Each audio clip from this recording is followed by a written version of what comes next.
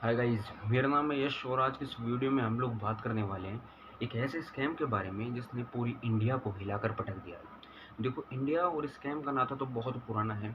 India में हर दिन कोई ना कोई पर्टिकुलर एरिया में कोई ना कोई स्कैम तो होता रहता है। फिर चाहे वो स्कैम 1992 हो या फिर हाल ही में हुआ लेकर स्कैम। लेकिन अब की बार जो स्कैम हुआ है इंडिया में, वो इंडिया के भविष्य के खिलाफ हुआ है। आप लोगों को भी पता चल गया हो कि हम किस स्कैम की बात कर रहे हैं। मैं बात कर रहा हूँ नीट स्कैम 2024 के बारे में। तो इस वीडियो में पूरी डिटेल में जानने की कोशिश करेंगे कि आखिरकार क्या हुआ, कब हुआ, कैसे हुआ। तो वीडियो को एंड तक देखना। तो चलिए वीडियो को स्टार्ट करते हैं। NEET, national eligibility cum entrance test, जिसको एनटीए द्वारा कंडक्ट किया जाता है।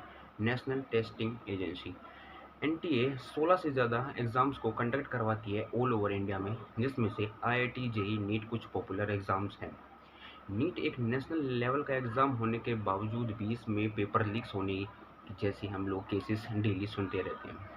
नीट एक नेशनल लेवल का एग्ज़ाम होता है जिसमें सभी बच्चे अपना एग्ज़ाम को क्लियर करने के बाद एमबीबीएस, नर्सिंग, होम्योपैथी और मेडिकल लाइन में एडमिशन्स लेते हैं और अपने फ्यूचर को सिक्योर करते हैं।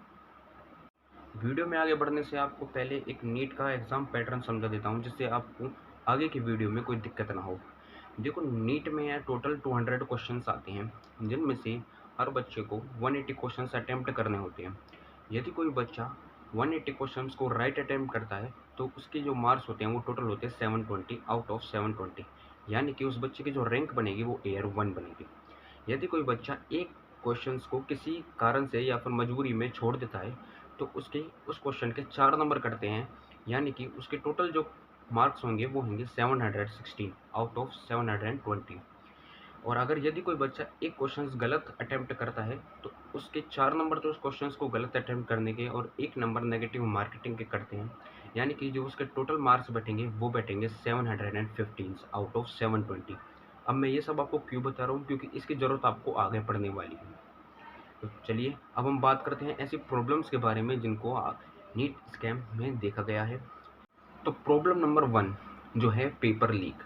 देखो, इंडिया में पेपर लीक कोई बड़ी बात नहीं है। हर बार हर पेपर में कोई ना कोई पेपर लीक होता रहता है। फिर चाहे वो यूपी कांस्टेबल का पेपर लीक हुआ हो, या फिर तेलंगाना में एसएससी का हिंदी का पेपर लीक हुआ हो, या फिर आसाम में एचएलएससी हाई लिविंग स्कूल सर्टिफिकेट का हिंदी और जीएस का पेपर लीक हो जाना। तो ये कोई बड़ी बात नहीं है। बड़ी बात यह है कि पेपर लीक होने के बाद भी कोई रिस्पॉन्स नहीं करना। ये घटना है बिहार के पटना जिले की, जहां पर पुलिस स्टेशन में एक फ़ोन कॉल आता है जिसमें उन्हें बताया जाता है कि नीट के पेपर को लीक करने की तैयारी चल रही है। पुलिस तुरंत एक्शन में आ जाती है और वो उन आरोपियों को ढूंढना चालू कर देती है। फ़ोन कॉल के दौरान एक डस्टर गाड़ी का भी जिक्र किया गया था, तो पुलिस उस डस्टर गाड़ी का नंबर प्लेट और उसकी ट्रैकिंग करना चालू कर देती है। ट्रैकिंग के दौरान जब वो डस्टर गाड़ी के पास पहुंचती है तो वो उनमें से 4 लोगों को गिरफ्तार करती है, जिनमें से एक लड़के का नाम था आयुष। पुलिस का शक यकीन में तब बदल जाता है तब वो उस गाड़ी में नीट के एडमिट कार्ड को पाती है, वो भी एक नहीं 4 एडमिट कार्ड को। आयुष से पूछताछ के बाद इंफॉर्मेशन लेने के बाद पता चलता है कि आयुष से पूछताछ के दौरान पता चला कि आयुष को एग्ज़ाम के एक दिन पहले यानी कि 4 मई को एक बॉयज़ हॉस्टल में ले जाया जाता है, जहाँ पर पहले से ही 20 से 25 बच्चे मौजूद होते हैं और वहाँ पर उनको क्वेश्चंस रटवाए जा रहे थे, ये कहकर कि ये क्वेश्चंस अगले दिन नीट के एग्ज़ाम में आने वाले हैं।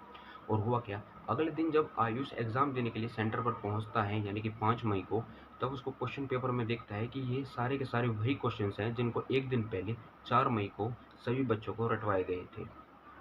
ये तो हो गई पहली घटना। दूसरी घटना निकल कर आ रही है गुजरात के गोधरा ज़िले से, जहाँ पर एक स्कूल जहाँ पर नीट का एग्ज़ाम कंडक्ट करवाया जा रहा था, वहाँ की एक टीचर ने कुछ 6 से 7 स्टूडेंट्स के पेरेंट्स से ये बात कही कि आपको कोई डरने की ज़रूरत नहीं है, ना कोई फ़िक्र लेने की ज़रूरत है।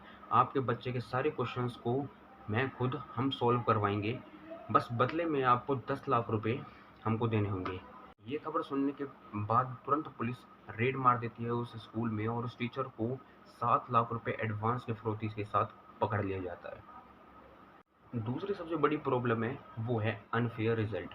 देखो, नीट का रिजल्ट आना था 14 मई को, जो कि एनटीए ने ऑफिशियली अनाउंस किया था, लेकिन नीट का रिजल्ट आता है 10 दिन पहले यानी कि 4 मई को, जिस दिन इलेक्शन रिजल्ट था। रिजल्ट आया सभी लोग हैरान हो गए ये देखकर कि 67 बच्चों के एयर वन, यानी कि 67 ऐसे बच्चे थे जिन्होंने 720 आउट ऑफ 720 मार्क स्कोर किया था।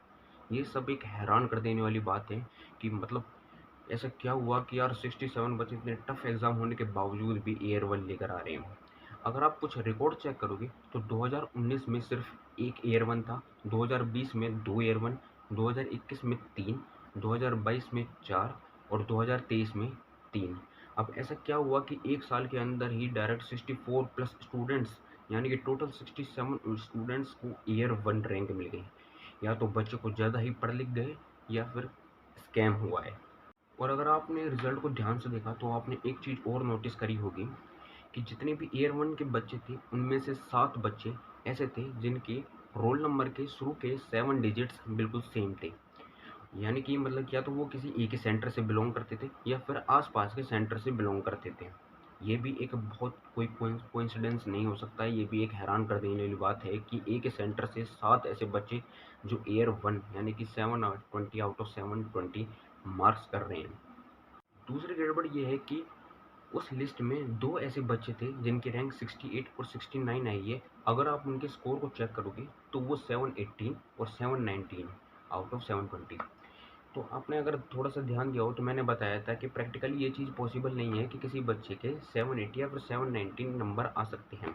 या तो किसी बच्चे के 716 नंबर आएंगे या फिर किसी दूसरे बच्चे के 715 नंबर। तो ऐसा हो नहीं सकता है कि 718 या फिर 19 नंबर आए। तो ये कैसे पॉसिबल है? तब इसके खिलाफ कार्रवाई करी गई तो एनटीए ने अपना एक स्टेटमेंट जारी किया जिसमें उन्होंने बताया कि इन बच्चों को ग्रेस मार्क दिए हुए हैं। अब ग्रेस मार्क उन बच्चों को दिए जाते हैं जिन बच्चों के या तो क्वेश्चन पेपर टाइम पे नहीं मिला हो, अगर क्वेश्चन पेपर मिल गया तो कोई ओएमआर शीट में गलती हो, ओएमआर शीट फटी हुई हो, या फिर हिंदी की जगह इंग्लिश वाली लैंग्वेज का क्वेश्चन पेपर दे दिया गया हो। इसके ऊपर पीडब्ल्यू के ओनर अलक पांडे जी ने एक डिटेल में वीडियो निकाली है कि आखिरकार दिक्कत क्या है। नीट 2024 में एनटीए का सबसे बड़ा राज मैं आपको विद प्रूफ इस वीडियो में आप दिखाता हूं। ये एक बच्चा है या बच्ची है जिसके ओएमआर शीट को मैं आपके सामने दिखा रहा हूं। इस ओएमआर से कैलकुलेट करोगे तो इसके 368 नंबर आएंगे। पेपर कोड भी मेंशन्ड है, बाकी डिटेल्स हटा रहे हैं बच्चे की प्रिवेसी को बचाने के लिए।